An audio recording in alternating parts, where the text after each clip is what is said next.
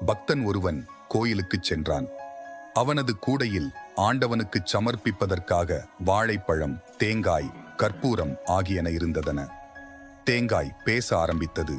நம் மூவரில் நானே கெட்டியானவன், பெரியவனும் கூட என்றது. அடுத்து வாழைப்பழம், நமது மூவரில் நானே இளமையானவன், இனிமையானவன் என்று பெருமைப்பட்டுக் கொண்டது. கற்பூரமோ எதுவும் பேசாமல் மௌனம் காத்தது. பக்தன் கோவிலை அடைந்தான். தேங்காய் உடையப்பட்டது, பழம் தோல் உரிக்கப்பட்டது. கற்பூரமோ தீபம் ஏற்றியதும் கரைந்து ஒன்றுமில்லாமல் போனது. பக்தர்களாகிய நாம் தேங்காய் போல் கர்வத்துடன் இருந்தால் ஒரு நாள் நிச்சயம் உடைபடுவோம். இனிமையாக இருந்தாலும் வாழைப்பழம் போல் தற்பெருமை பேசித் திரிந்தால் ஒரு நாள் கிழிபடுவோம். ஆனால் கற்பூரம் போல் அமைதியாக இருந்துவிட்டால் இருக்கும் வரை ஒளி வீசி இறுதியில் மீதமின்றி இறைவனோடு இரண்டரக் கலந்து போவோம்.